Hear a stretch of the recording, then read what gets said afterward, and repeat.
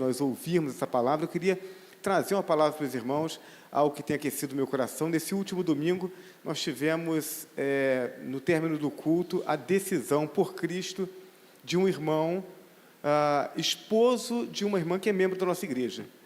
E por que eu estou destacando isso, né? A gente celebra a Deus pela decisão de crianças, de adolescentes, de jovens, de adultos, homens, mulheres. Mas eu tenho orado, eu tenho compartilhado com alguns irmãos sobre a necessidade de nós orarmos pelos esposos não crentes. A gente precisa que as famílias sejam alcançadas nesse sentido. Temos muitas mulheres, membros da igreja, o esposo não é. A gente tem orado a Deus para que Deus alcance os esposos e temos orado a Deus para que Deus alcance os homens. As mulheres têm sido, ao longo de muitos anos, uma força de trabalho extraordinária em nossas igrejas, mas temos sentido falta dos homens. Então, precisamos de homens que se mobilizem. Temos tido dificuldade de mobilizar os homens que são crentes, e temos tido dificuldade de ganhar os homens que ainda não são crentes. Então, precisamos orar por isso. Quando os homens se mobilizam, coisas extraordinárias acontecem. Além disso, nós sabemos que as crianças, até chegar na adolescência, seguem a mãe. Quando chega na adolescência, segue o pai. Se o pai não está na igreja, nós temos uma evasão de adolescentes da igreja.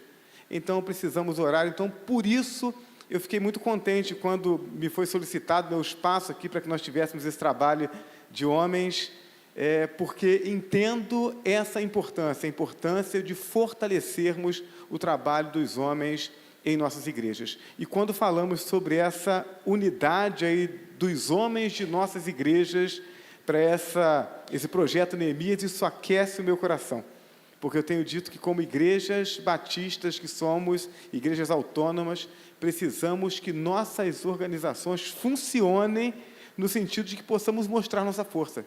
Separados nós somos fracos, mas quando nos unimos, somos imbatíveis.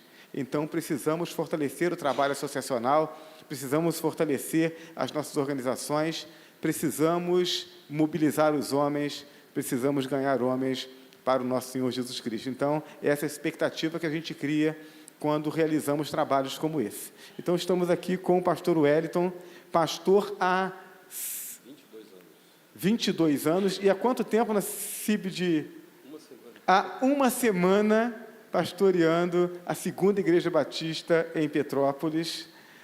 Estamos assim com essa expectativa. Estou conhecendo o pastor Wellington hoje, mas as informações que nós recebemos a respeito da palavra dele, a respeito desse trabalho com os homens, é algo que aquece o nosso coração. Então, criamos no nosso coração essa expectativa de ouvirmos Deus através do pastor Wellington. Que Deus o use em nome de Jesus. Vamos orar. Deus amado e bendito, nós queremos te louvar por esse momento, queremos te louvar por tudo aquilo que já pudemos realizar na tua presença, e te louvamos pela expectativa que o Senhor mesmo cria em nossos corações, de falar a nós através do teu Filho. Então, te agradecemos pela vida do pastor Wellington, te agradecemos por tudo aquilo que o Senhor tem realizado no ministério dele, por todos esses anos. Já te rogamos que o abençoes nesse novo ministério, à frente da segunda Igreja Batista em Petrópolis, e pedimos ao Senhor que fale através do teu Filho aos nossos corações nessa noite. Amém. Criamos essa expectativa, Senhor, porque desejamos entender e fazer a tua vontade, amém, sabendo que a tua vontade é boa, é agradável e perfeita para as nossas vidas e para a vida de nossas igrejas. Então, com essa expectativa, entregamos a vida do teu Filho nas tuas mãos. Oramos em nome de Jesus. Amém. Amém. Querido, Deus te abençoe.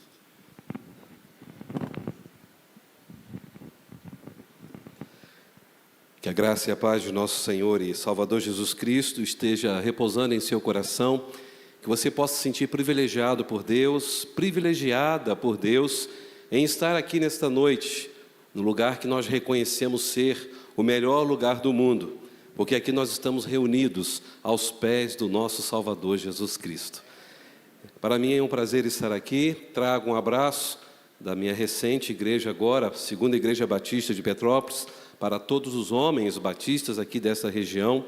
Que Deus abençoe a vida do pastor Assis, dessa igreja. Deus abençoe a vida de cada irmão, cada irmã aqui presente. Fiquei muito feliz de ver aqui Alexandre, Marcos Alexandre, foi meu contemporâneo, estudamos juntos no Seminário do Sul, na mesma sala de aula por 4 anos. E pasmem os irmãos, depois de cerca de 22 anos, é a primeira vez que eu estou revendo o meu colega aqui agora, né? E eu fiquei 3 anos e 4 meses aqui em Minas Gerais, na PIB de Ouro Branco. Deus me deu a alegria de estar pastoreando ali. E mesmo no estado de Minas, mesmo participando dos eventos da União Masculina, da programação da Convenção Batista Mineira, eu não tive o privilégio de revê-lo, né, em algum desses lugares. Então, fiquei muito feliz. Eu falei com ele que eu ganhei a noite em poder rever um amigo, um colega, um irmão de 22 anos atrás que não nos víamos. Muito obrigado, querido. Deus abençoe grandemente a sua vida. Quero convidar os irmãos, abram por gentileza suas Bíblias, no primeiro livro da Bíblia, Gênesis, capítulo 26. Livro de Gênesis, capítulo 26, a partir do versículo 1, assim nos ensina a palavra do Senhor. Gênesis 26, verso 1. Sobreveio uma fome à região, além da primeira fome que houve no tempo de Abraão. Isaque foi ter com Abimeleque, rei dos filisteus, em Gerara. O Senhor apareceu-lhe e disse-lhe: não desças ao Egito, fique na terra que eu te indico, habita nela. Eu estou contigo e te abençoarei, porque é a ti e a tua posteridade que darei toda esta terra, e cumprirei o juramento que fiz ao teu pai Abraão. Multiplicarei a tua posteridade como as estrelas do céu, e lhe darei todas essas regiões, e nelas serão benditas todas as nações da terra. Porque Abraão obedeceu a minha voz e observou os meus preceitos, meus mandamentos, minhas leis. Isaque ficou, pois, em Gerara. Quando os habitantes da região o interrogavam a respeito de sua mulher, ele dizia-lhes que era sua irmã, pois respondendo: é minha mulher, temia que os homens daquele lugar o matassem por causa de Rebeca, que era muito bela. E como a sua estada ali se prolongasse, aconteceu que um dia, olhando Abimeleque pela janela, viu Isaque que acariciava Rebeca, sua mulher, mandou chamá-lo e disse-lhe: é evidente que é tua mulher, e como dizes que é tua irmã? Porque respondeu Isaque: eu temia que me matassem por causa dela. Que Deus abençoe a leitura da sua palavra. Mantenha a sua Bíblia aberta, vamos orar. Obrigado a Deus pelo privilégio que nós temos de poder estar aqui na tua casa. Obrigado, ó Pai, pela união de homens, ou melhor, homens missionários batistas aqui de Juiz de Fora. Nós te adoramos, Senhor, pedimos pela vida do pastor Edmilson, frente a esta união masculina, ó Pai, missionária aqui no estado de Minas Gerais. Abençoe a vida do irmão Luiz também aqui, Senhor, em Juiz de Fora. Abençoe cada homem, cada mulher aqui nesta noite. Nós reconhecemos, Senhor, que quando a tua palavra é lida e explicada, é boca do Senhor falando aos nossos corações. Usa a minha vida, Senhor, como instrumento em tuas mãos, para que a honra, a glória, o domínio e o poder sejam dados tão somente ao nome de Jesus Cristo. E é nesse nome que nós oramos, aquele que é a razão da nossa vida, Cristo Jesus. Amém e amém. Parece-me que sempre quando nós estamos tendo reuniões da união de homens missionários, que no caso a palavra união fica tão estranha, né? Mas eu fui criado assim, né? União feminina missionária. Eu sou dessa época, como era bonito ouvir falar. Depois foi MCA, foi mudando, né? Com o pecado aumentando na nossa sociedade, qualquer fala agora pode ter dupla interpretação. Mas parece-me que sempre quando se fala dessas programações da nossa convenção, sempre vem alguma palavra. Por que os homens, né, irmão Luiz, estão desanimados, não estão participando? Parece-me que há uma crise denominacional para que as instituições se fortaleçam, para que as igrejas se unem. E a sensação que se tem é que uma crise está instalada há muitos anos. Mas, na verdade, não é a denominação, não são as organizações missionárias. O mundo está em crise. E, na verdade, a crise não escolhe idade. A crise não escolhe extrato social. A crise não escolhe nem mesmo uma denominação religiosa. E eu posso garantir que a crise é uma espécie de encruzilhada, um verdadeiro deserto. Porque na crise, uns colocam os pés na estrada da vitória e outros descem a ladeira do fracasso, da sequidão. Na verdade, a crise é um tempo de oportunidades. A crise é um tempo de escolhas. Alguns na crise, é bem verdade, olham para o horizonte com óculos escuros. Outros, na mesma crise, olham para esse mesmo horizonte, mas vê como um tempo de redefinir a vida e trilhar no caminho de vitória. Quando a gente olha o projeto Neemias e vemos ali, em 10 a 12 dias mais ou menos, levanta-se um templo batista no solo mineiro. O projeto Munami também, que é um projeto muito bonito na Convenção Batista Brasileira, a gente vê que mesmo na crise, existe homens, existe mulheres, existe crentes em Jesus Cristo, da nossa Convenção Batista Brasileira, que estão trilhando num caminho de vitória, estão acreditando mesmo no período de sequidão. E eu creio tremendamente que Deus trouxe cada um aqui nessa noite, porque nós seremos um instrumento nas mãos do Senhor, para que o nome dele seja honrado, para que esses homens e essas mulheres aqui neste lugar sejam o luzeiro do Senhor, um canal refletidor da glória do Senhor nesta cidade, em nome de Jesus. Meus irmãos, eu não sei que tipo de crise talvez você esteja passando. Talvez a sua crise seja profissional. Talvez a sua crise é conjugal, talvez a sua crise é uma crise familiar, ou quem sabe financeira. Algum tempo atrás, um irmão disse para mim: pastor, eu acho que não sou mais cristão. Eu falei: que isso, meu querido? Pastor, eu acho que eu sou pagão. Eu falei: meu irmão, está repreendido em nome de Jesus. Por que pagão? Eu só sei pagar conta, então sou um pagão. Eu falei assim: é brincalhão mesmo esse irmão, né? Crise financeira. Talvez você esteja vivendo uma crise moral, ou quem sabe até mesmo espiritual. A minha pergunta para o seu coração nesta hora é: o que você pretende fazer diante dessa crise? O que você pretende fazer, irmão Luiz, vendo que a união masculina talvez está aí a trancos e barrancos, vai, não vai, já há mais de 6 anos, não é mesmo? É melhor entregar, vou passar para outra bola, né? Entregar o cajado, chega de união dos homens, masculina, missionário, não dá para continuar. Será que esse é o caminho, é a saída? Afundar na sequidão, nesta areia desse deserto chamado crise? Ou levantar a cabeça, confiar no Senhor e encontrar uma saída?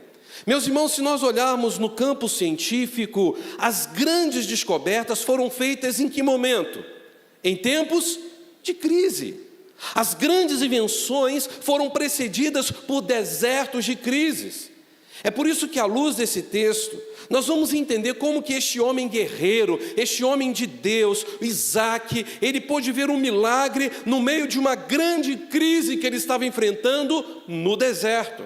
E nós veremos nesse texto como hoje Deus também pode nos ensinar a crer que os nossos desertos poderão ser transformados, essas crises que nós estamos vivendo, de sequidão, nas mãos do Senhor e pela nossa disponibilidade, serão transformados em verdadeiros oásis para a glória do Senhor.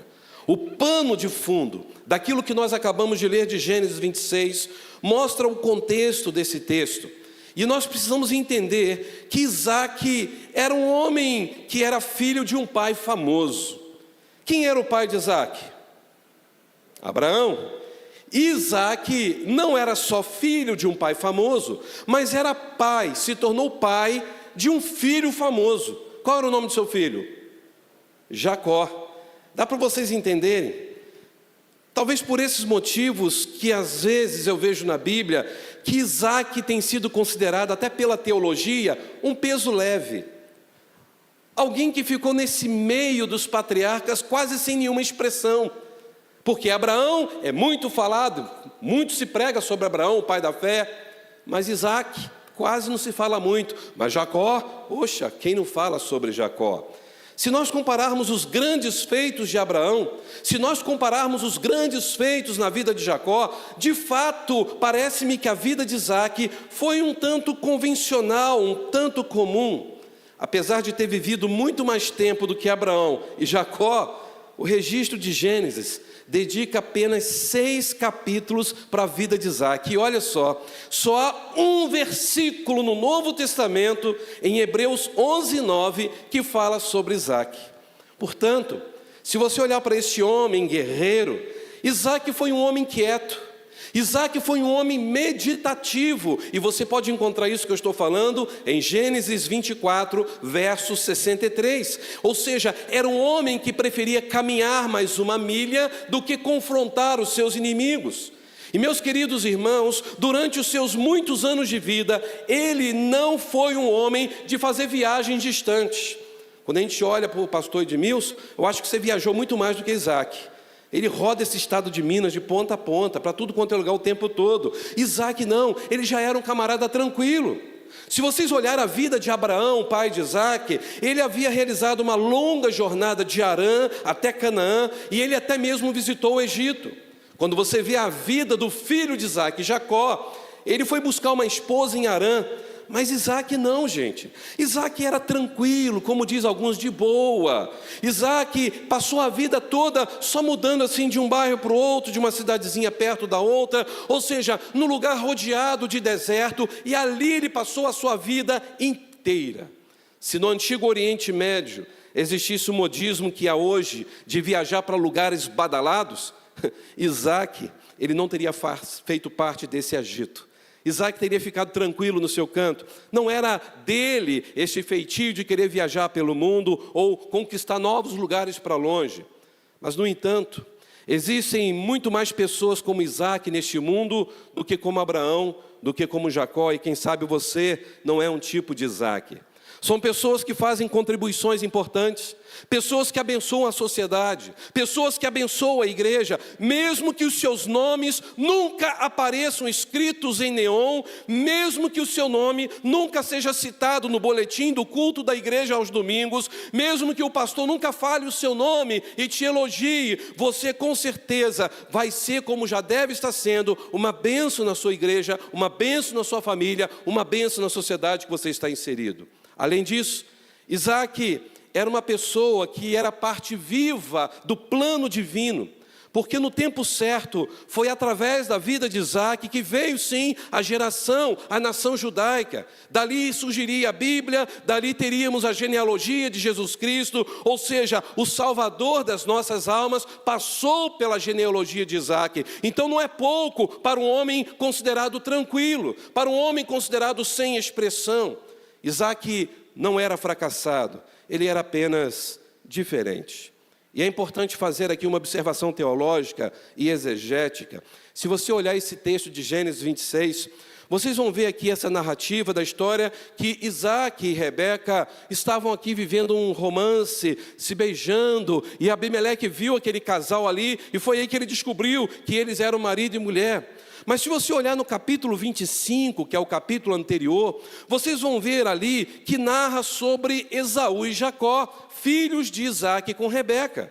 Mas com certeza esse texto do capítulo 26, ele deveria estar encaixado no capítulo 25, verso 19 em diante. Ou seja, se Isaac e Rebeca já tivessem filhos quando aconteceu esse fato, aqui no capítulo 26 de Gênesis, com certeza Abimeleque teria visto as crianças junto com eles, e logo iria ver, esses são casados, eles têm filhos, então não quero mexer com a mulher dos outros. Com certeza esse texto foi encaixado fora do lugar, mas tudo é a palavra de Deus. Isaac e Rebeca estavam ali desfrutando de um momento de amor, de marido e mulher que se amavam tremendamente, mesmo no meio da crise.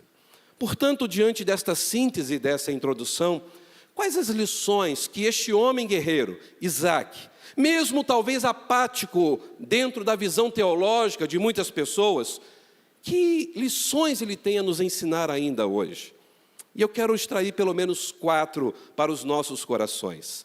Primeira lição que eu vejo, que este homem guerreiro, Isaac, homem de Deus, ele nos ensina que no deserto da crise, nós não podemos fugir da situação difícil que estamos vivendo.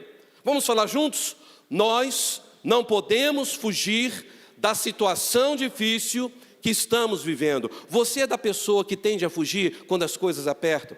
Você é da pessoa que não tem capacidade de encarar os problemas quando eles aparecem? Isaac não. Mesmo sendo um homem talvez apático diante do texto, diante de tudo que estudamos sobre a vida dele, ele nos ensina que ele encarou os problemas de frente. Veja comigo o verso 1. Sobreveio o que naquela região? Uma fome, além da primeira que houve no tempo de Abraão. Isaac foi ter com Abimeleque, rei dos filisteus, em Gerara. E o Senhor apareceu e lhe disse o quê? Não desças ao Egito, fica na terra que eu te indico. Meus queridos irmãos, o que me chama a atenção, que é incrível aqui, que diante das crises, a primeira pergunta que normalmente eu e você fazemos é: eu vou encarar essa crise ou é melhor fugir? Eu vou avançar ou eu vou retroceder? Não é assim que nós perguntamos? Mas notem aqui no texto, se coloque no lugar desse homem guerreiro, Isaac. Diante da fome que estava assolando aquela terra, Deus apareceu para Isaac. E o que Deus disse para Isaac? Não desças para o Egito. Sabe o que significa isso? No tempo de crise, ir para o Egito era ir para um país que tinha fartura. No tempo de crise desse texto de fome, ir para o Egito era ir para o país que tinha os celeiros do mundo à disposição. Nesse tempo de crise, de fome, ir para o Egito era ir para um lugar que eles teriam uma vida mais tranquila, mais próspera, mesmo sendo uma cidade grande, um país importante, e o perigo poderia vir sobre a sua família, porque seria um lugar de ameaça para o seu casamento, para os seus filhos, porque era uma cidade grande, de muita imoralidade sexual, de muita frieza espiritual. Esse era o Egito, mas eles iriam ter muita prosperidade. Sabe o que eu vejo aqui? Que às vezes nós queremos buscar soluções mais fáceis quando nós lidamos com as crises. Só que a gente não enxerga que soluções imediatas podem trazer riscos eternos para nós e para a nossa geração. E eu vejo aqui Deus nos ensinando, através da vida de Isaac, que nós devemos ter cuidado com soluções rápidas para resolver nossas crises. Meus queridos irmãos, nós temos que ter paciência e não fugir na hora da crise. Nós precisamos desistir sim das vantagens imediatas de fugir da crise. É por isso que Deus falou para Isaac o quê? Não desça para o Egito. Isso era o quê? Ordem de Deus. Sabe o que Deus está dizendo para mim e para você? Na crise nós não podemos fazer concessões. Na crise não podemos abrir mãos de nossos valores. Na crise não podemos abrir mão da nossa fé em Deus.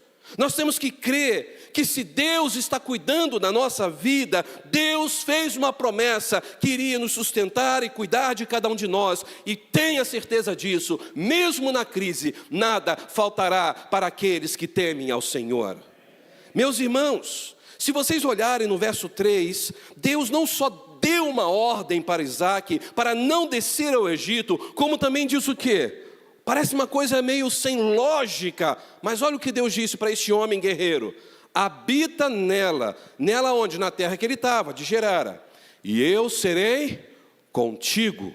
E o que Deus prometeu para Isaac? Eu te abençoarei, porque é a ti e a tua posteridade que darei toda esta terra, e cumprirei o juramento que eu fiz a teu pai Abraão. Multiplicarei tua posteridade, como as estrelas do céu, lhe darei todas as regiões, e nela serão benditas todas as nações da terra. Irmãos, que coisa incrível!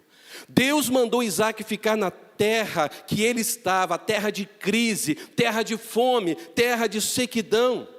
E Deus estava dizendo: Isaac, é neste lugar de dor, é neste lugar de sequidão, de desânimo, que eu te farei próspero, não só você, mas toda a sua geração. E qual era o papel deste homem guerreiro? Ele tinha que obedecer a Deus, e obedecer sem racionalizações, sem ficar questionando: mas peraí, não é melhor ir para tal lugar, não é melhor sair dessa terra? Mas Senhor, será que o Senhor tem razão? Imagine se Isaac fosse nos dias de hoje: será que o meu sinal de Wi-Fi está bom? Talvez eu não tenha entendido certo. Deus falou para não ir, e na verdade é para ir. Senhor, só pode repetir? Com certeza muitos talvez ficam em crise. Senhor, o Senhor não tem o melhor para mim, para minha família? Por que eu tenho que continuar nesse lugar de sequidão, lugar que não dá? Por que continuar insistindo com os homens? Por que continuar insistindo com o projeto Neemias? Só tem 5 mil reais. Mas da última vez o irmão falou que conseguiu levantar mais de 80 mil assim na véspera. Deus faz do nada brotar o tudo. Louvado seja o nome do Senhor. Imaginem se o pastor Edmilson, já há muito tempo está falando, estou cansado, mas estamos juntos, né? Tivesse desistido. Sabe por que você não desistiu? Porque você tem sido obediente a Deus. E Deus está fazendo você prosperar, mesmo no tempo de crise. Creia nisso. Olha o versículo 6, o que vai acontecer com esse homem guerreiro. Ele questionou a Deus: Senhor, dá para o Senhor falar de novo? Fazer, talvez como Gideão, eu vou colocar um novelo de lã aqui, molha só o novelo, mas não molha a pedra. Eu tenho que ter certeza, Senhor, por favor. Diz o texto no versículo 6 o quê? Isaque ficou em Gerara. Algumas versões está a palavra gerar, mas no hebraico é Gerara. Meus irmãos, se o Egito seria naquela época os Estados Unidos para muitos hoje, que sonham, né? Eu queria tanto para os Estados Unidos. Como eu queria ir para o Canadá. Como eu queria ir embora para a Inglaterra, para a Alemanha. Com certeza lá eu teria uma vida melhor para dar para a minha família.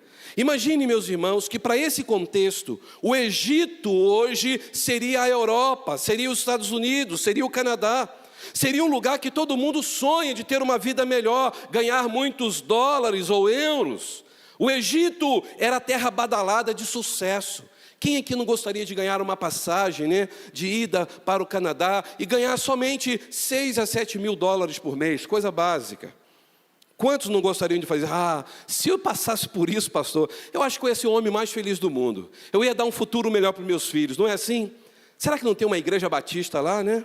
Quem sabe, né? Como diz algum, vou lá fazer um trabalho missionário, né? No Canadá, nos Estados Unidos. Mas por que eu não quero ir lá para a África? Por que eu não quero ir para a Índia, para o Paquistão, o Uzbequistão, né? As pessoas querem ir só para esses lugares que são mais badalados. Foi nesse momento que Isaque teve a oportunidade de ir para o lugar badalado, que era o Egito. E o que Deus falou para Isaque? Não desças para o Egito, fique aqui. Agora eu quero perguntar para os irmãos e responda com sinceridade. Gerara era lugar de quê nesse contexto? Tristeza, lugar de fome, lugar de sequidão. E onde a sequidão não se planta, não se colhe, não se vive. Era lugar de passar necessidades, era lugar de morte, tanto dos sonhos como da própria existência. Quem quer viver no lugar desse? Ninguém. Mas Deus falou: é aqui que eu quero que você fique.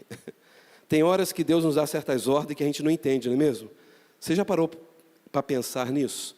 Quantas vezes Deus manda a gente fazer alguma coisa, mas Senhor, como assim? Eu não estou entendendo, mas já que o Senhor está pedindo, eu vou obedecer.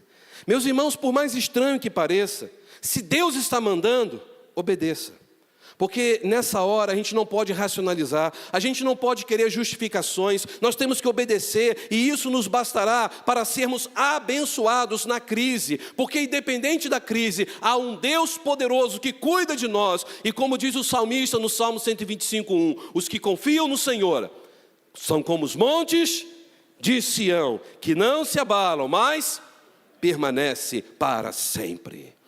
Isaque obedeceu, um homem guerreiro, um homem crente, e provavelmente ele fez isso por ter tido um exemplo na sua família, porque havia um histórico muito forte na sua geração.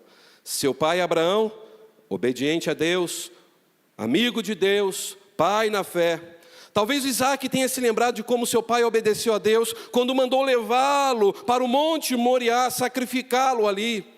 E ele estava ali subindo aquele monte com o paizão dele, já de uma certa idade, que esperou tanto para tê-lo. E naquele último momento, ele olha para o pai e fala: ei pai, cadê o cordeiro? Está tão legal isso aqui, se eu deixei o funcionário lá, eu estou com a lenha aqui, e cadê o cordeiro? E qual foi a palavra do seu pai Abraão? Vou te matar. O que Abraão falou? Deus proverá. Isso era a prova de que Abraão tinha confiança de que Deus iria dar uma solução na hora da crise. Isaque tinha isso na sua família, esse histórico de obediência a Deus. Agora eu pergunto a cada homem, a cada mulher aqui nesta noite: será que nós temos sido exemplo de obediência a Deus em nossa família? O que os nossos filhos estão vendo em nós? Será que a nossa geração vai ser uma geração que está sendo impactada pelo nosso exemplo de obediência a Deus, principalmente na hora da crise? Ou a nossa geração está vendo um pai que está sempre murmurando, sempre reclamando, sempre dizendo que a crise está difícil, que não aguenta mais essa cidade, ou não aguenta mais esse ministério, que esse ministério está difícil demais? Meu querido irmão, minha querida irmã, se Deus te chamou, Ele te sustentará, Ele te honrará e tudo será para a glória dEle. Como as pessoas nos conhecem na hora da crise? Pessoas que tendem a fugir ou pessoas que obedecem e ficam? Essa foi a primeira lição na vida desse homem guerreiro. Segunda lição, Isaac me ensina que no deserto da crise, nós também aprendemos que não podemos negociar nossos princípios familiares com mentira. Você tem costume de mentir para sua esposa? Você tem costume de mentir para o seu esposo? Você tem costume de mentir para os seus pais ou para os seus filhos? Ou quem sabe para o seu pastor? Veja o que diz no versículo 7. Quando os habitantes daquela região interrogavam a respeito de sua mulher, ele dizia o quê? É minha irmã. Vamos dizer que Abraão, quando falou que Sara era sua irmã, ele estava meio certo. Porque Sara era o quê? Irmã de Abraão, sim, mas por parte de pai, não por parte de mãe. Mas Abraão mentiu. Então Isaac agora está seguindo um exemplo negativo do seu pai. E ele ficou preocupado, por quê? Ele temia que os homens daquele lugar o matassem por causa de Rebeca. E o texto diz que ela era muito bonita. Meus irmãos, aqui está agora o momento deste homem guerreiro que acabou se fragilizando. Ele se fragilizou naquilo que deveria ser mais forte, porque o marido deve amar a esposa e dar a sua vida por ela. Esse é o papel do marido. Aliás, o próprio apóstolo Paulo, ele disse lá em Efésios 5:25, que o marido deve amar a sua esposa a tal ponto de se entregar por ela, da mesma maneira que quem fez isso?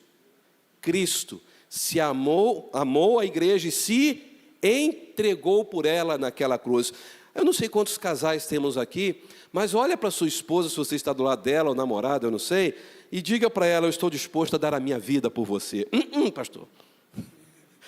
Fale, eu dou a minha vida por você se for preciso.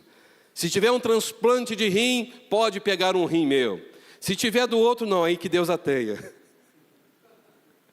Meus irmãos, será que nós, homens guerreiros, temos amado a nossa esposa de tal maneira a dar a nossa própria vida por ela? O que Isaac fez aqui? Negociou os princípios familiares com mentiras. E por causa de Rebeca ser bonita, ele se sentiu ameaçado de perder a própria vida. Ele disse, é minha irmã. Ele coloca a sua esposa no balcão de desejos, na vitrine de cobiça. Ao invés de proteger sua esposa, ele a usou para se proteger. E aqui vem uma advertência. Será que nós temos feito de tudo para proteger um ao outro diante da crise que o mundo está vivendo? Será que no momento da crise nos escondemos atrás da nossa esposa ou ela atrás de nós? Será que nós queremos livrar a nossa pele nas lutas ou queremos talvez sair dessa situação com mentiras, negociando os princípios da nossa família? E notem, irmãos, que esta mentira ela vai ser descoberta. Mateus 18 diz que nada ficará encoberto diante de Deus.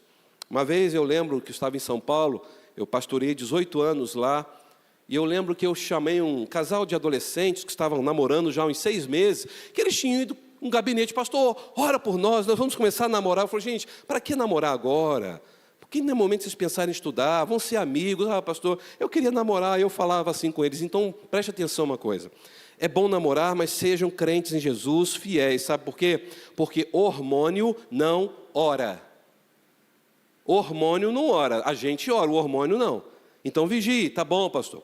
Passou uns 6 meses, eu vi eles lá na igreja, eu senti que eles tinham dado uma afastada. E aí eu cheguei brincando com eles, e aí gente, que bom te ver, estou sabendo de tudo, sabia? Pastor, está sabendo? Tô. Por quê? Quem falou para o senhor, pastor? É verdade, pastor, a gente está vivendo uma vida impura, pastor, desculpa, eu só estava brincando. Eles se entregaram por conta própria, né? Eu falei que eu estava sabendo que eles estavam retornando para a igreja, eu não consegui terminar a minha fala. Aí eu estou sabendo, e na hora se entregaram, né? E é incrível isso, né? Quando o casado namorado começa a ter uma vida sexual, eles vão se afastando da igreja gradativamente. E meus irmãos, a mentira uma hora é descoberta. Não existe mentira que vai ficar guardada por muito tempo. Uma hora Deus revela tudo, e todos saberão o que nós estamos fazendo com a nossa vida e com a nossa família. Vocês imaginam se Deus chegasse aqui agora, nesse momento, e falasse assim: eu vou mostrar tudo o que está acontecendo no íntimo de cada um aqui nesta noite, aqui no Data Show. Vou começar pelo pastor Edmilson. Ele: não, comigo não, pastor. Começa pelo pastor da igreja aqui, né? Aí: não, comigo não. Vai para o irmão Luiz ali. Ah, Luiz, começa com você. Não, comigo não. Pode ser pelo irmão Claudis. Não. Vai para o seminarista, né? Rapazinho novo, está cheio da fé, do espiritual. Pode colocar a vida dele ali. Eu pergunto, a gente iria dizer: Senhor, manda ver. Coloca aí tudo que eu faço no dia a dia, até mesmo na intimidade. Vamos ser sinceros, a gente vai ter tranquilidade de ver aqui pessoalmente, para todo mundo ver a nossa vida íntima? Se a gente tem vergonha disso acontecer, por que a gente não tem vergonha diante do Deus, Criador do universo, que está vendo o tempo todo o que a gente faz?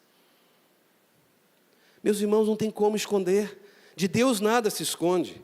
E olha o que diz no versículo 8, Isaac mentiu. E como a sua estadia ali estava se prolongando, aconteceu que um dia Abimeleque olhou pela janela e viu Isaac que acariciava Rebeca, sua mulher. A palavra hebraica acariciar aqui é carinho romântico. Ele acariciava, passava a mão no corpo dela todo, beijava. Era mais ou menos isso no texto hebraico. Ou seja, uma mentira contada é uma mentira descoberta. E a mentira descoberta gera reprovação. É só você ver o verso 10 e 11. E sabe o que me impressiona aqui? Um ímpio, um pagão, corrigindo um crente. Meus irmãos, isso me revela que muitas vezes nós podemos ser incoerentes à nossa fé. Quantos que dentro de casa, como Isaac, pode ser uma pessoa atencioso, romântico, um verdadeiro mel com a sua esposa, mas fora dos portões, nem aliança usa. Nem mostrar que casado é, não tem nem orgulho de falar da esposa. Ou ao contrário, dentro de casa é um cavalo, dentro de casa é um homem arrogante, dentro de casa trata mal toda a família. E aí chega na igreja, está todo mundo bem, cheio da presença do Senhor. Pura mentira. Meus irmãos, quando a gente lê esse texto, se vocês prestarem atenção, daqui para frente, vocês vão ver que a situação do diálogo entre Isaac e Rebeca acabou. E sabe o que vai acontecer daqui para frente? Rebeca só vai ouvir o seu marido atrás da porta, porque ele acabou dando um golpe mortal na relação conjugal. Ele feriu de morte aquilo que deveria ser a coisa mais sagrada num relacionamento, que nós chamamos de confiança. E para compensar essa falta de confiança, a Bíblia nos revela que cada um se apegou aos filhos que nasceram. Ou seja, Isaac se apegou a quem? Esaú. E Rebeca se apegou a quem? Jacó. E assim os pais despertaram o que nos seus filhos? Disputa. Isso é um perigo dentro de casa. Quando um pai prefere mais um filho do que o outro, quando a mãe prefere mais um filho do que o outro, isso cria ciúme entre os filhos, isso cria inveja entre os filhos. Irmãos, a partir desse momento Isaac passou a viver o resto da sua vida mais sozinho. Porque ele perdeu a confiança da sua esposa, ele perdeu até mesmo o respeito de Esaú, quando ele acaba dando a bênção para Jacó, mesmo sendo enganado.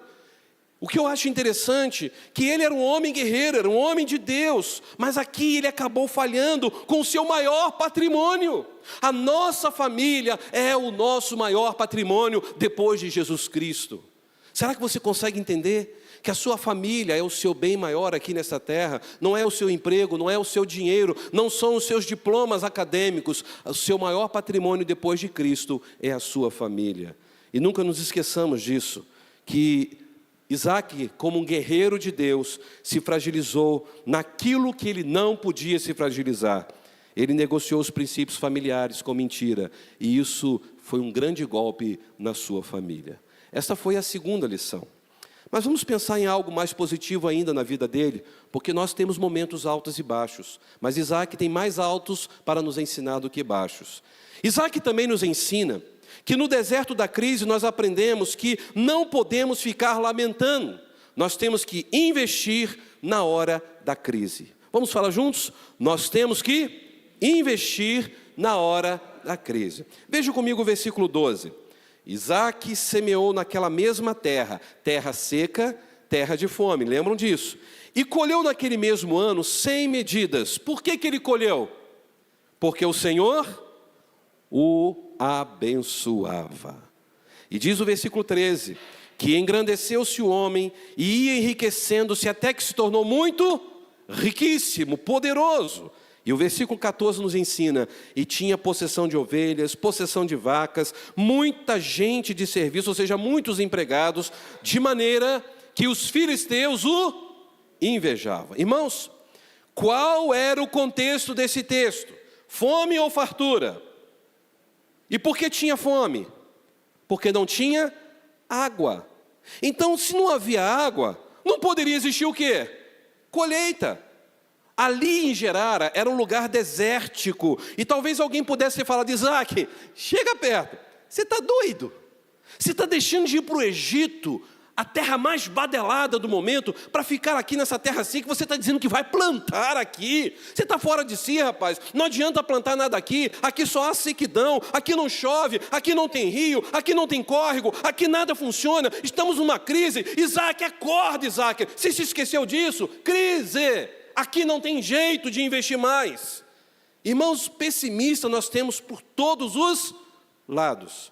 Ele sempre diz o quê? Não tem mais jeito, não vai funcionar, não vai dar certo. Por que vocês continuam investindo em programação com homens? Por que vocês continuam investindo em programação com mulher ou com o embaixador do rei? Não vai dar certo.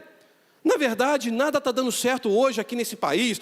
É melhor ir embora do Brasil também. O Brasil nunca vai para frente. A corrupção no poder legislativo, executivo, judiciário, nada vai dar certo. É melhor fugir, é melhor desistir. Essas são as falas das pessoas. Só que a Bíblia nos revela que contra toda a racionalização humana, Isaac fez o quê? Obedeceu a Deus e plantou na terra seca. E sabe o que aconteceu com ele? Ele colheu 100 por um. Você sabe o que é colher 100 por um? Era o máximo que um agricultor poderia ter da sua semeadura naquela época.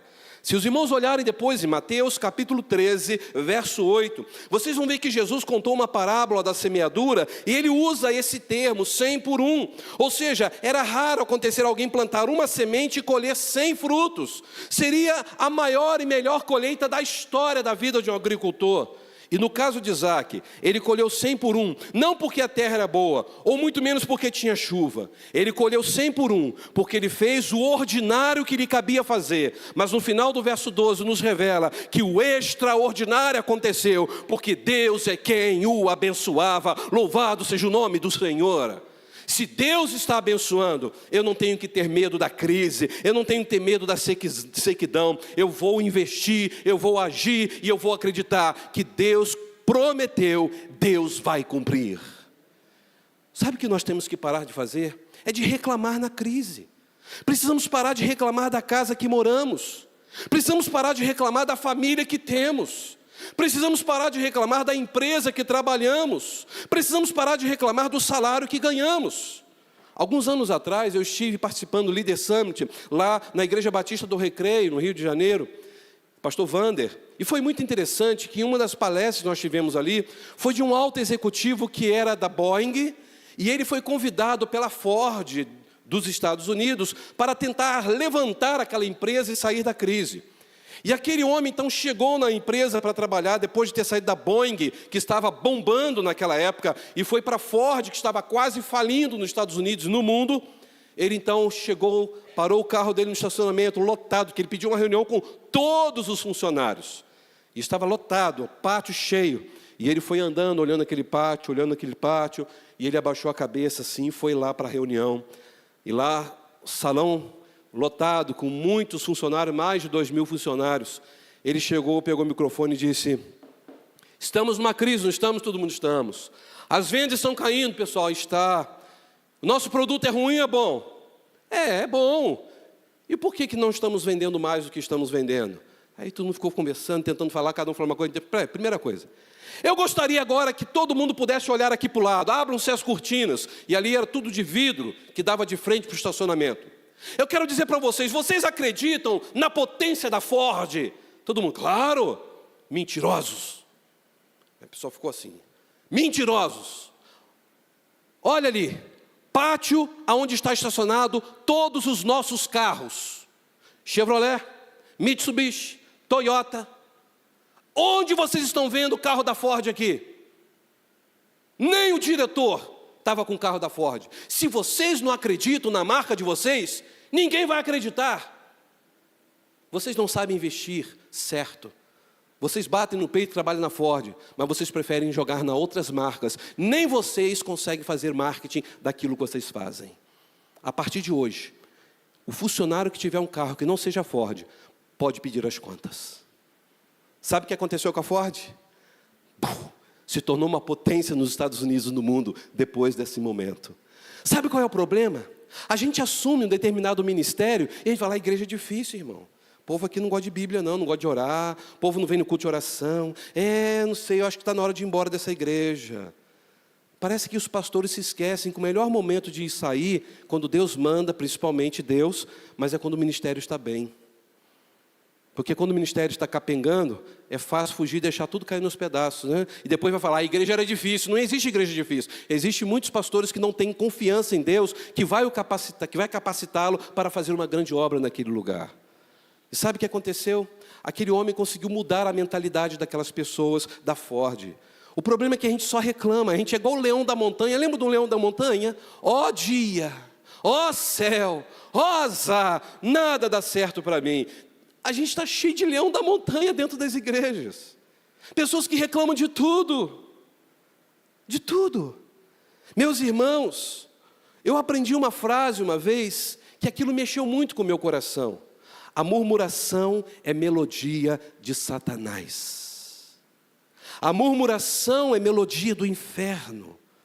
Se Deus está falando para a gente plantar numa terra de crise, se tudo está difícil, plante, faça a sua parte, não reclame. É tempo de semear. É tempo de olhar para a crise e dizer, a crise está nas mãos do Senhor, a minha parte é investir, eu vou investir o máximo que eu posso nesse lugar seco, nesse lugar sem vida, porque Deus mandou, eu vou obedecer. É isso que temos que fazer, semeie, e quando você semear, Deus te honrará, Deus te abençoará, e você sentirá o poder de Deus sobre a sua história. Nós temos que parar de olhar para a crise com os olhos humanos, temos que olhar para os olhos da fé, temos que olhar para a crise com os olhos de confiança em Deus, temos que olhar para Cristo, autor e consumador da nossa fé. Nós não temos que ficar lamentando, temos que investir. Pastor, hoje de manhã só tivemos 2 pessoas na oração, glória a Deus. 2 pessoas oraram, 2 pessoas clamaram, 2 pessoas buscaram a face do Senhor. Que coisa tremenda, que coisa linda. Tenho certeza que o lugar ficou cheio da presença do Senhor.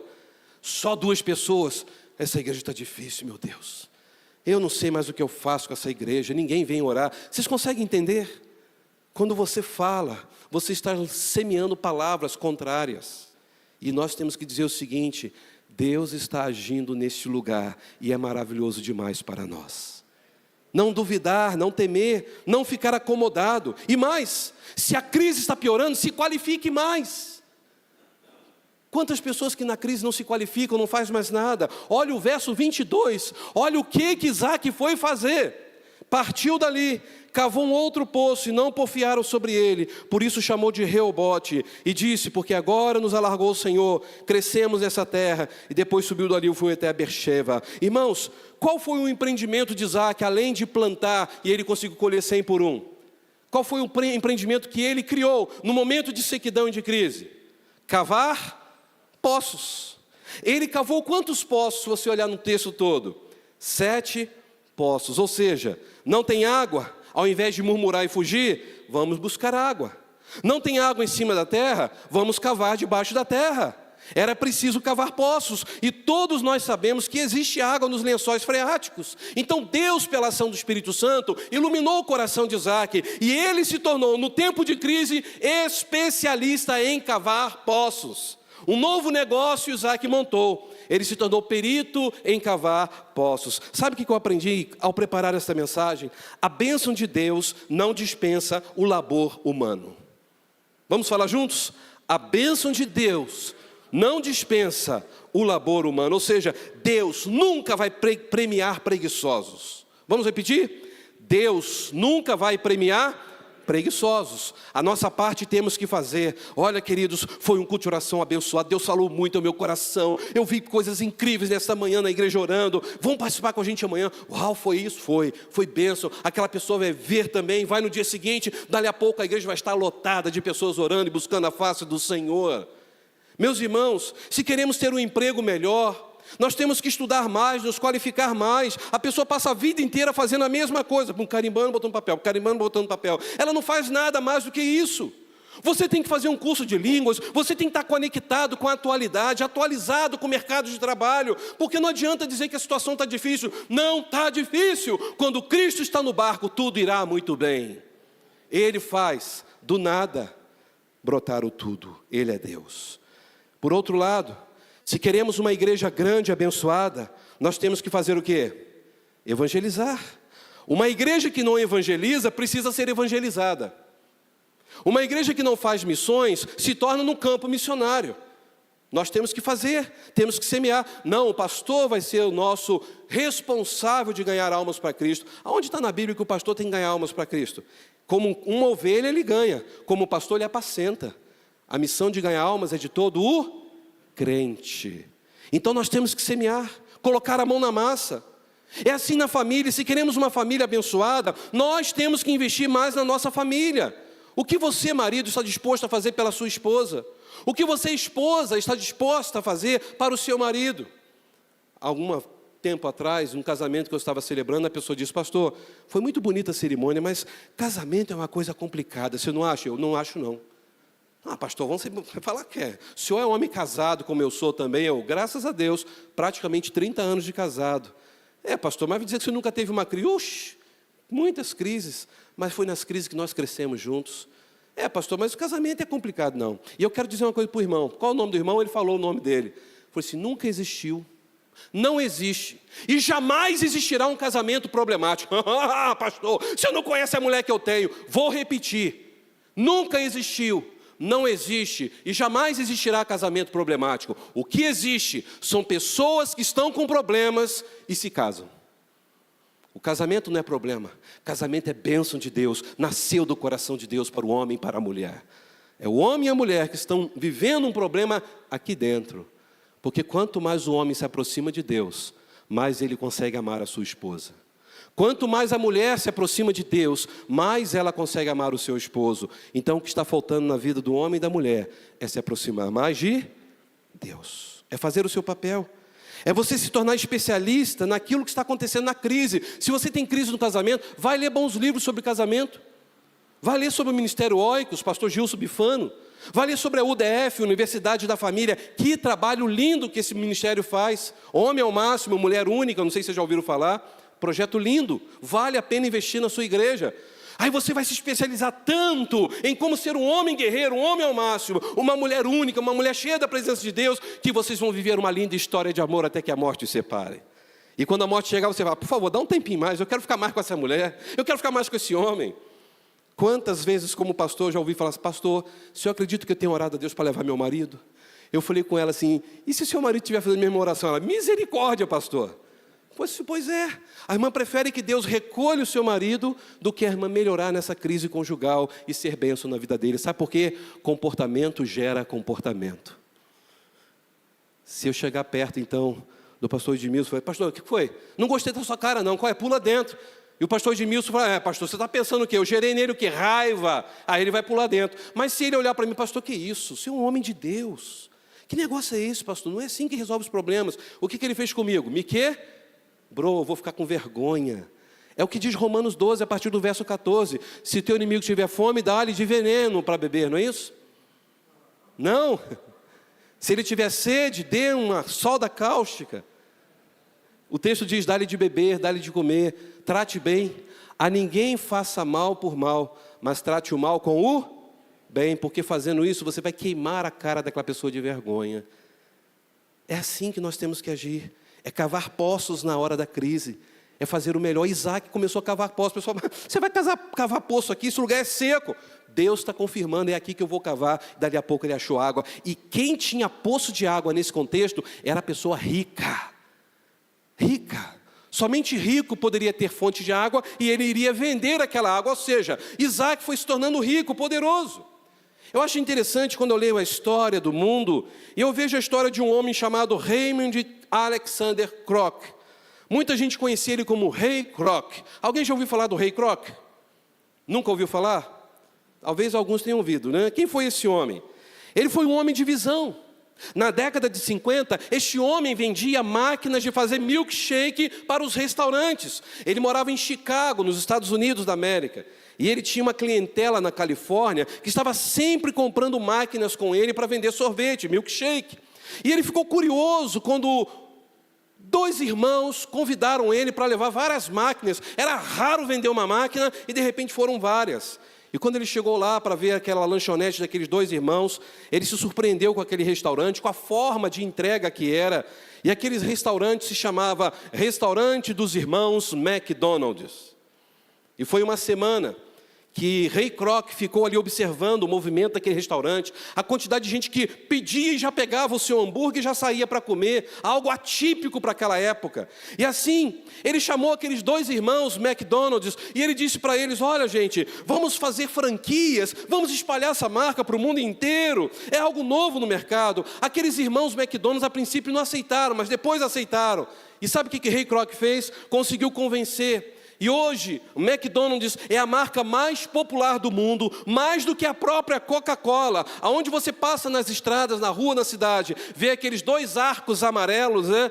Você vê que eles são espalhados pelo mundo. Ou seja, isso foi a atitude de um homem que no meio da crise teve visão empresarial. Ele semeou 1 e colheu 100, porque ele não desistiu na hora da crise. Vale a pena você assistir sobre o filme que fala a respeito do Rei Kroc. Meus irmãos, as pessoas falavam para Isaac: Isaac, esse negócio não vai dar certo, Isaac. Você está louco, Isaac. Só que Isaac aprendeu que a bênção de Deus não dispensa o labor humano. Isaac teve muitos labores, dissabores, teve muito trabalho, mas ele continuou. E para piorar, quando mais ele cavava poços, teve que enfrentar a inveja dos filisteus, você vê no verso 14. Ou seja, o nosso sucesso sempre vai incomodar alguém. Isaac teve que enfrentar a rejeição até do rei Abimeleque, lá no verso 16. Isaac teve que lidar com a contenda dos pastores de Gerara, verso 20 e 21. Ou seja, não é fácil, irmãos. Mesmo confiando em Deus, as lutas virão, as tribulações aparecerão. Mas você tem que dizer como disse Jó: eu sei que o meu Redentor vive.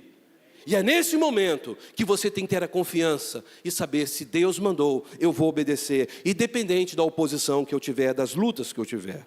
Quando a bênção de Deus começou a regar a vida de Isaac, ele teve mais problemas ainda. Só que aquilo que aconteceu com Isaac não é diferente daquilo que acontece com a gente. Abimeleque viu que Isaac cresceu, Abimeleque viu que Isaac se tornou mais poderoso do que ele. Abimeleque viu que o Deus de Isaac era maior que o seu Deus. E olha, queridos, se vocês olharem, vocês vão ver no versículos 20 que os pastores de Gerá contenderam com os pastores de Isaac e falaram assim: essa água é nossa, vocês vazam daqui. O que Isaac fez? Essa água fui eu e meus servos que cavaram isso aqui é nosso, pode pular para dentro. Foi isso que Isaac fez? Isaac brigou? Poderia, ele tinha o direito? Tinha o direito. Só que Isaac caminhou mais 1 milha.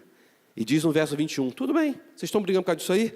Maior é o meu Deus que está comigo. Foi para outro lugar, cavou outro poço. O que aconteceu? Verso 21, mais água ele achou, mais contenda apareceu. Não, você cavou aqui, esse poço é nosso. Beleza, pega para vocês, fiquem à vontade. Parece até brincadeira, não parece? Porque quanto mais ele cavava poços, mais ele tinha pessoas vindo sobre a vida dele. Sabe o que Isaac ensina aqui? Prosperidade tem muito mais a ver com paz de espírito do que com dinheiro. Prosperidade tem muito mais a ver com paz de espírito do que com dinheiro. Você pode estar com muito dinheiro no bolso, ser um homem rico, uma mulher rica aqui nessa cidade, mas talvez você não tenha paz no seu espírito e você é uma pessoa fracassada. Talvez você é uma pessoa que vive brigando com todo mundo e não abençoa ninguém. Quantas pessoas brigam, até dentro de uma igreja, porque querem defender o seu ponto de vista. Caminhe mais 1 milha, sofra o dano, mas deite, como diz o Salmos 4:8, em paz me dormirei e descansarei, porque só Tu, Senhor, me fazes repousar em segurança. Salmos 4:8. Quando eu faço a vontade de Deus, pode se levantar quem quiser, eu estarei tranquilo. Invista aonde você está e Deus te honrará. E eu encerro nessa noite dizendo que no deserto da crise, Isaac me ensina que é neste momento de crise que um homem guerreiro, que uma mulher guerreira precisa viver só para Deus, confiar somente no Senhor, entregar os caminhos nas mãos do Senhor, porque quem mudará o coração dos nossos opositores de sonhos é Deus. Olha o verso 26. Abimeleque então foi até ele em Gerara, com Azoate, seu amigo, e Ficol, príncipe do seu exército. E disse-lhes Isaac: por que vocês vieram até mim? Pois vocês me odeiam, vocês me expulsaram na terra de vocês, cada hora que eu abri um poço. Olha o verso 28. E eles disseram: temos visto, na verdade, que o Senhor é contigo. Por isso dissemos: haja agora juramento entre nós e ti, e vamos fazer uma aliança. Ou seja, eu não quero mexer mais com quem é abençoado de Deus. Sabe o que é isso? É na crise você confiar no Senhor. Somente isso, fazer a sua parte. E é Deus quem vai mudar o coração dos opositores. Irmãos, Abimeleque, como todos os habitantes de Gerara, descobriram e viram que ele era um homem abençoado por Deus. É por isso que eles foram fazer as pazes com Isaac, porque era melhor ser amigo de um abençoado do que amigo de um amaldiçoado. Meus queridos irmãos, quando o nosso coração não estiver no ódio, nem no desejo de dar o troco para quem nos feriu, Deus sempre nos honrará. Pare de querer dar o troco em alguém, pare de querer brigar com as pessoas. Quando você tem um coração perdoador, o perdão é um antisséptico para a sua alma, isso vai te fazer bem, e as pessoas vão ficar encucadas: como pode ele me tratar tão bem, depois de tanto mal que eu fiz? Quando você anda com Deus, é Deus quem reconcilia os seus inimigos com você. Não precisa viver uma vida amargurada, dormir com a cabeça quente. Talvez você esteja vivendo atormentado, talvez você não se envolva com a união dos homens aqui, missionário neste lugar, porque você não concorda, ou talvez você não tem tempo. Você tem tempo para tanta coisa, mexe no celular o dia inteiro, mas não tem tempo de se reunir nenhuma hora para orar, para lutar, para fazer com que a união cresça cada dia mais. Vejam, meus irmãos, o que acontece nessa história, verso 29, que não nos faça mal. Agora estavam com medo, porque eles sabiam que o Deus de Isaac era maior. Como nós não te temos tocado mais, e como te fizemos somente bem, e bem nada, eles só fizeram o que é mal para Isaac, cavaram o poço e tomaram o poço deles, mas agora estão com medo, e eles falam assim: deixamos ir em paz, porque agora sabemos que o Senhor o tem abençoado. Você pode olhar para quem está perto de você e dizer para essa pessoa: Deus tem te abençoado. Você está aqui nesta noite porque você acredita na programação da União Masculina Missionária Batista do Brasil, aqui em Minas Gerais. Você acredita, você veio, você confia que Deus está abençoando, que Deus está neste negócio.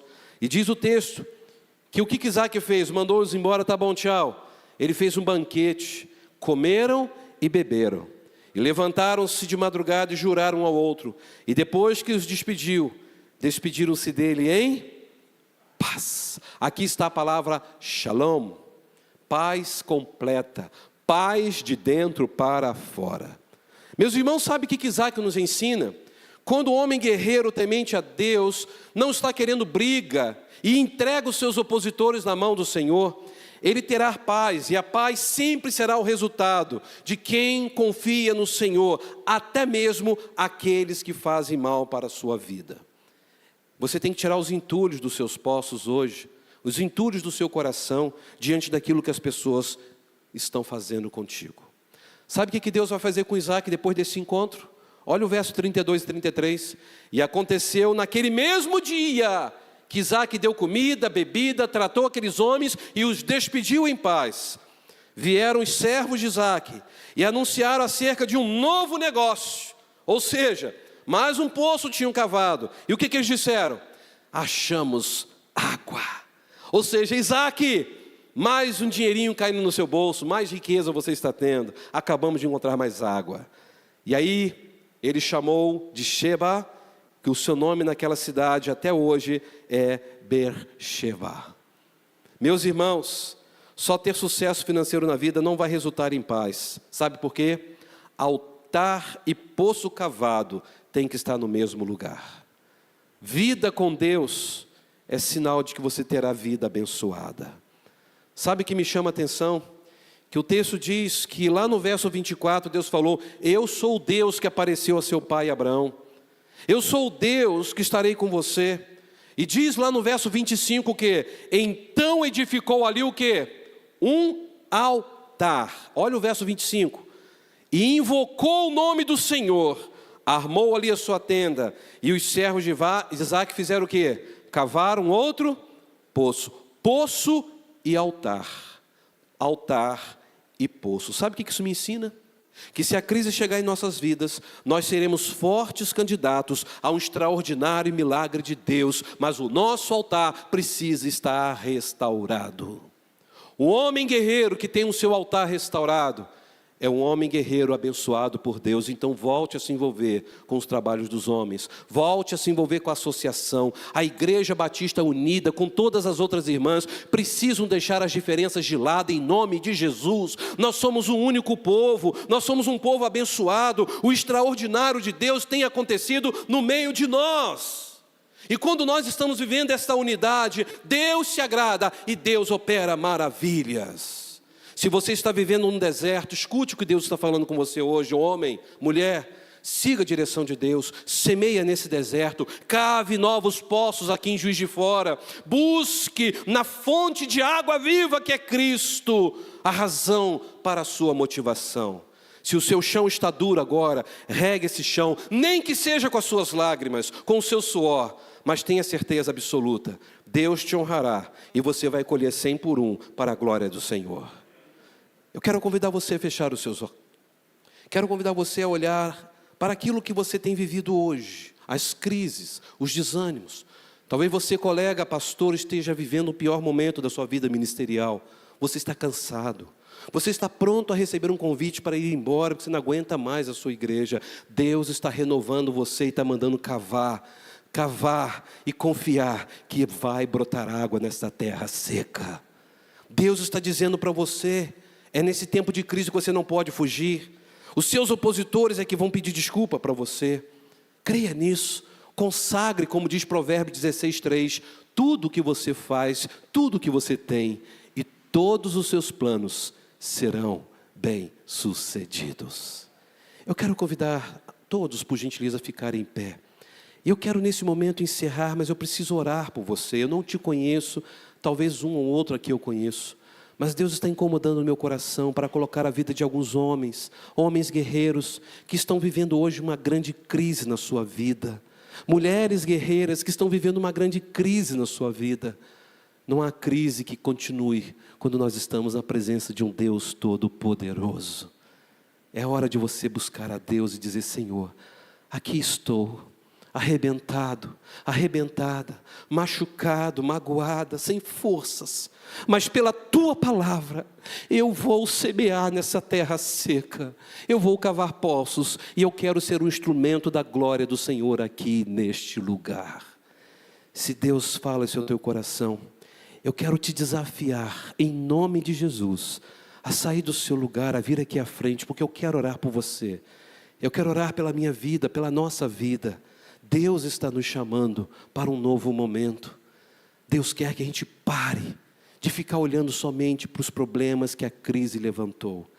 Você é um homem sacerdote do seu lar, e o Senhor quer te usar como instrumento vivo na sua casa, na sua comunidade, na sua igreja. Se Deus está falando com você, homem, mulher, vem aqui agora em nome de Jesus, eu quero orar por você. Eu quero colocar a sua vida diante de Deus. Deus abençoe, pode vir. Não há crise que vai continuar quando estamos na presença de um Deus Todo-Poderoso. O Deus que cuidou de Isaque, foi o Deus que cuidou de Abraão, foi o Deus que cuidou de Jacó. É o Deus que tem cuidado da nossa história, é o Deus que tem cuidado desta igreja, do pastor desta igreja. É o Deus que continuará cuidando da nossa vida até a volta de Jesus Cristo. Qual é a crise que você está vivendo? Você não está em crise? Quem não está vivendo crise nesse período? vem aqui à frente. Eu quero orar por você, em nome de Jesus. Obrigado, Senhor. Para nós é um privilégio estar aqui na tua casa, Senhor. Para nós é maravilhoso saber que o Senhor é um Deus especialista de fazer do nada brotar o tudo. Louvado seja o teu nome. O Senhor nos ajuda, Senhor, nos momentos de crise, confiar, não fugir. Obrigado, Senhor, porque Isaque, mesmo sendo chamado de peso pequeno entre os patriarcas Abraão e Jacó, ele foi um grande homem na fé. Teve suas crises, como nós também temos, mas ele confiou no Senhor. Obrigado a Deus, porque o Senhor o abençoou tremendamente. Cremos, ó Deus, que nesta noite, como diz Filipenses 1,6, o Senhor começou uma boa obra em nossas vidas e há de completá-la até a volta de Cristo Jesus. Nós cremos nisso, Senhor, e aqui estamos diante de Ti, entregando as nossas crises, entregando esse momento de fome, de sequidão, de escassez das nossas histórias, e nós confiamos, ó Pai, que mesmo nesses momentos de dores, o Senhor nos fará prosperar nesta terra de sequidão. Louvado seja o teu nome, Senhor. Abençoe cada casamento aqui, cada família aqui, abençoe, ó Deus, cada ministério aqui neste lugar. Pai, renova a alegria de cada um, traga no coração de cada um a certeza de que o Senhor jamais os abandonará. Estamos aqui, ó Deus, pedindo perdão pelo nosso pecado,